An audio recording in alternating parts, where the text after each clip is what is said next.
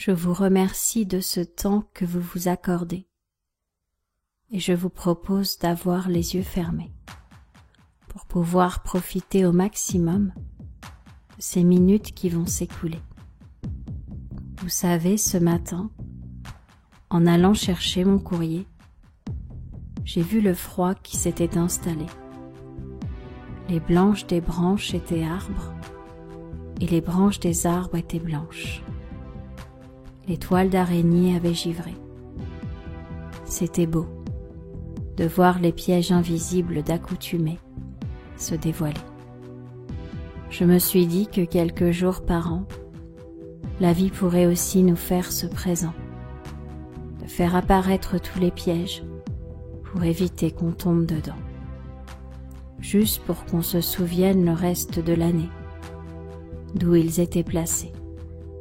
La routine, la tentation, la perfection, l'addiction et tous ces guet-apens qui ne cessent de nous entourer. Et c'est alors que mon imagination s'est emballée, comme si elle était élancée sur une pente, sans pouvoir pédaler ni freiner. Elle a commencé à créer un scénario, et j'ai vu derrière mes paupières fermées le secret de certains mots. J'ai vu un homme se promener dans la rue. Les lampadaires ressemblaient à des arbres, la rue à une forêt. À moins qu'il était dans une forêt ressemblant à une rue, je ne sais plus. Mais est-ce vraiment important de savoir ce qui est minime dans une histoire, l'essentiel étant qu'il se promène? Et donc, de derrière un lampadaire, un homme habillé tout en noir a surgi, lui a mis sur le nez du chloroforme et il s'est endormi. J'ai vu l'homme se réveiller ailleurs, sans savoir où il était, attaché à la cheville, en train de casser des rochers, dans une mine, quelque chose qui y ressemblait. Il cherchait de l'or pour enrichir son kidnappeur. Il n'avait le droit ni de faire des pauses pour manger ou se reposer. Il fallait qu'il soit rentable pour cette société. Ses horaires de travail, autant d'heures qu'il tenait debout.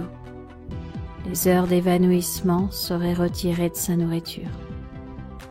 On allait lui tendre une assiette alléchante pour lui faire croire qu'on prenait soin de lui. Et finalement, on lui retirait tout le gâteau pour ne lui laisser que la cerise. Alors l'homme faisait des efforts pour tenir plus longtemps, pour être plus fort, parce qu'il voulait goûter au gâteau. Mais plus on lui proposait une grosse part, plus la cerise qui lui restait était petite. Au final, il travaillait plus pour manger moins. Alors il a décidé de faire la grève. Et on lui a servi un gâteau sans cerise. Il a goûté le gâteau, et il n'a pas aimé son goût. Il a réalisé alors qu'il avait travaillé aussi durement pour quelque chose qu'il n'aimait pas. On l'a fait languir, saliver, espérer. On lui a promis un bonheur qu'il ne connaîtrait jamais. Alors l'homme a décidé de s'évader. Quand il est retourné dans la rue, les lampadaires étaient devenus invisibles. Il pouvait voir qui se cachait derrière. Il pouvait éviter les pièges que le kidnappeur lui tendait.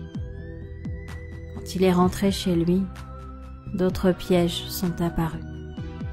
La télévision, Internet, ses placards, son réveil, il y en avait partout.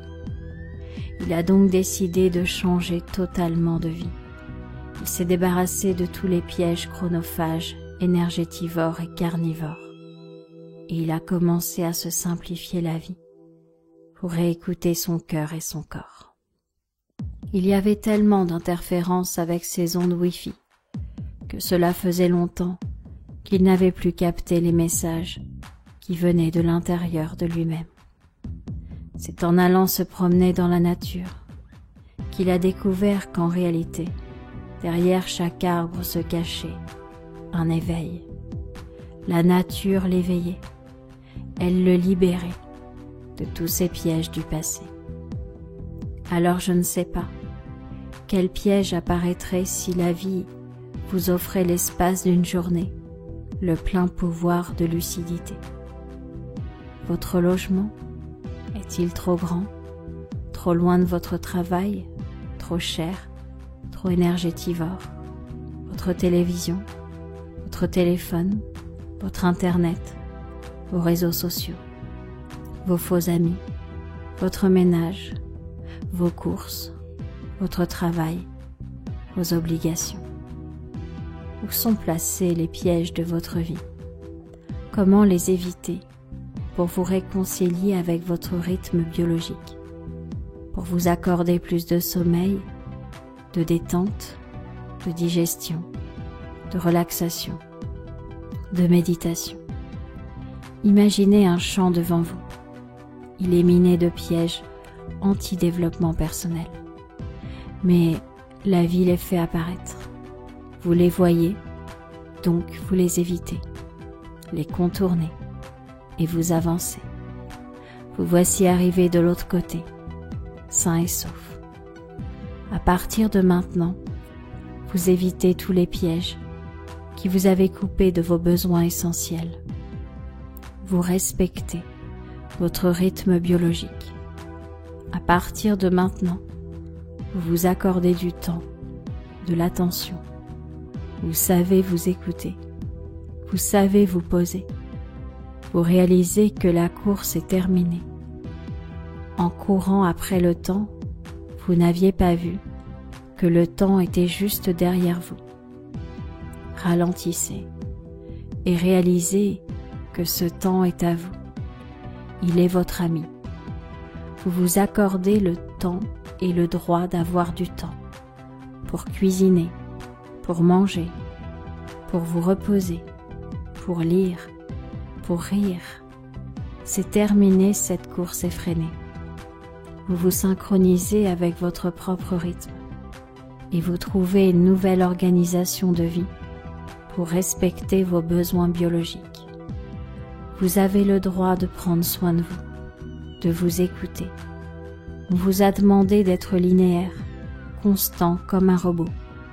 Mais vous êtes humain. Vous êtes fait d'émotions, de fluctuations, d'envies et de besoins qui changent. Comme la lune apparaît toujours différente tout au long de son cycle. Vous vous réconciliez avec votre rythme biologique. Oui, et vous commencez par comprendre comment vous fonctionnez. Combien d'heures de sommeil vous faut-il? Quels sont les aliments à éviter? Quels sont ceux qui sont conseillés? Quel sport avez-vous besoin de pratiquer? Je vous laisse faire tous les changements nécessaires.